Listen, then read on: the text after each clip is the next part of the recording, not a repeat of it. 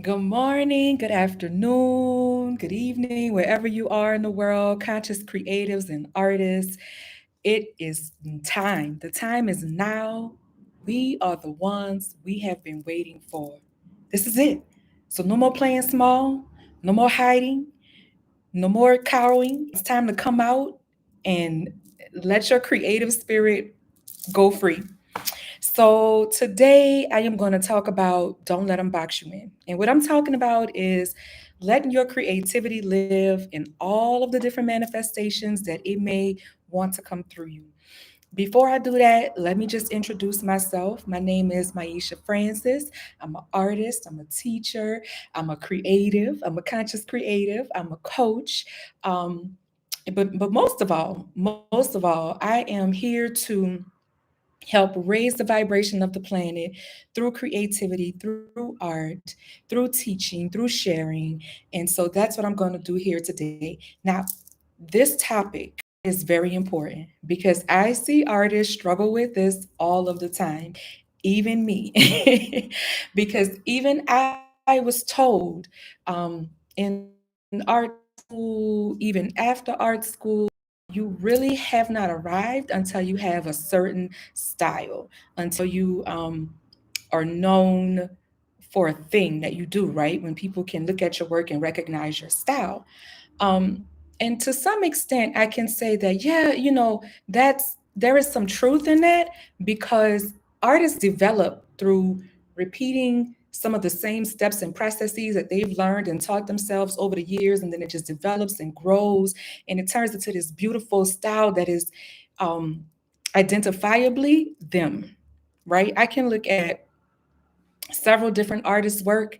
I could see one in California, another one in, I don't know, somewhere else in the world, and I would know that, okay, yeah, that's Paul Goodnight. We know his work by the way it moves, by the way it flows, um, and things of that nature. However, what I'm talking about is what I'm talking about is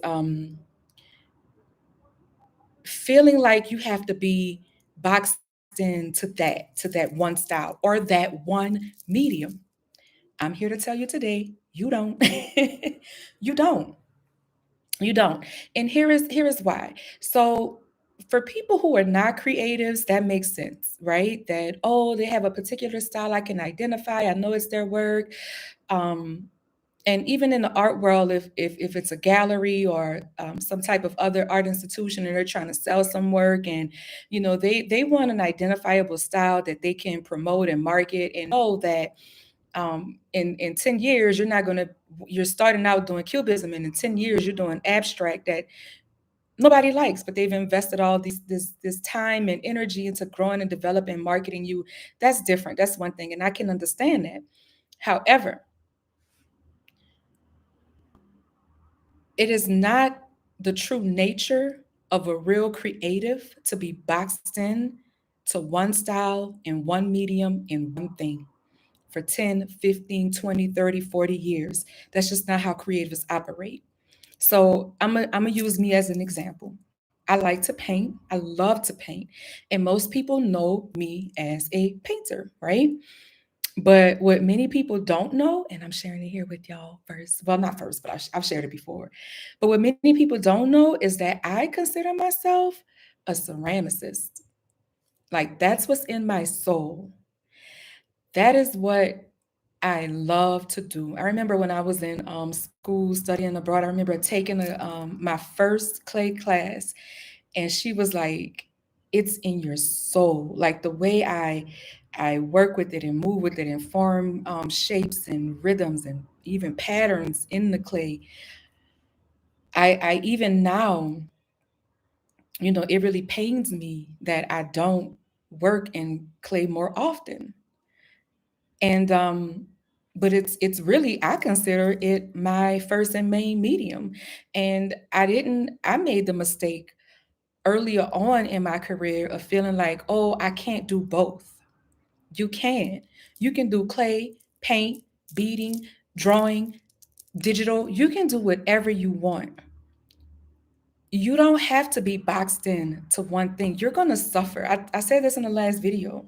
Trying to live up to these societal expectations and, art critics, the way they think and want to, put you in this box it's not going to work for you. It's going to cause you to suffer. So my message today is be free. It's okay. It's okay if you're doing painting this year, clay the next year, bounce back to painting, move on over to digital art, um, drawing. It's okay. I have a student right now, actually. Ooh, I have a student. I teach digital media. This I teach Photoshop. I teach gifted art. What am I saying? I teach gifted art. We call it TAV. And this kid, oh my gosh, this kid is cold blooded at drawing, digital. He raps. He just won an award for a song that he wrote, and the song is dope. You hear me? The logos that he create digitally are dope. Everything this kid touches, this young man, he's a young man now. Everything he does or put his creative energy into is dope. I would hate for him to come into the world and never hear this message that, oh, you do digital art, that's what you have to do. You can't focus on and spend your time creating music. Or if you're creating music, you got to be seriously into the music, only in the studio doing that. You can't do digital art. No, he will suffer. He has to let his creativity flow in every manifestation that it is able to come out.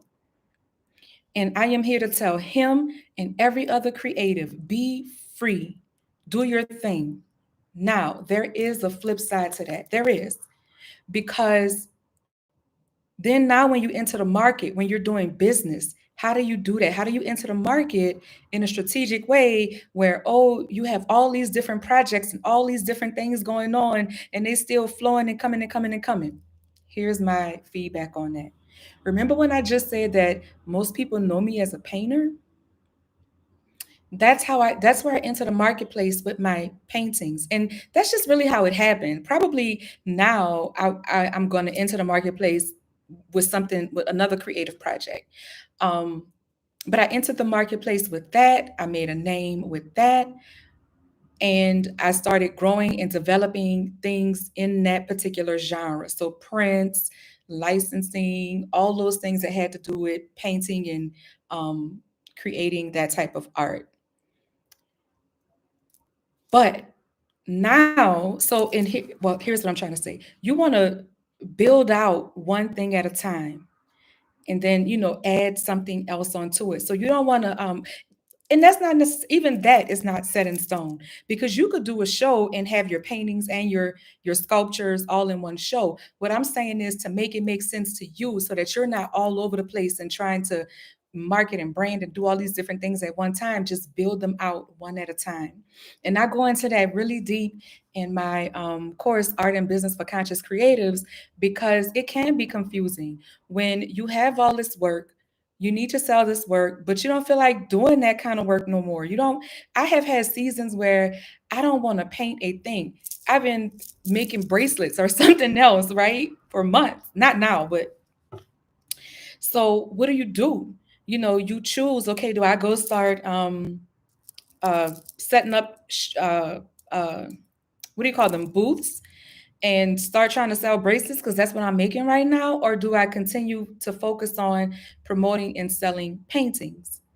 I would dare say continue on this until you have this solid and then move on to another aspect and then get that solid and grow it like that. And I actually did that with my visual art business. So now I have all of these different streams of income: painting, prints, licensing, art coaching, teaching, all these different streams, paint and sip classes and art and meditation workshops. I have all these different streams of income, but ooh, but I built them one at a time.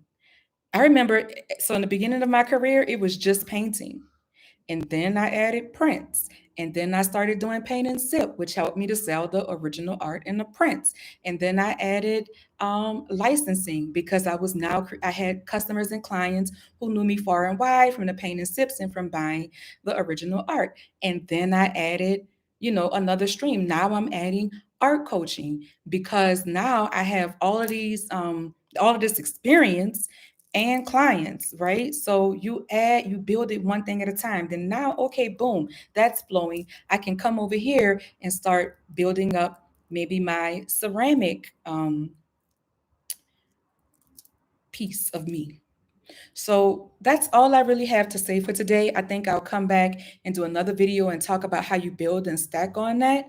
And I'll do that really pretty soon because I realized that artists need to, get in the marketplace, but you need to do it strategically.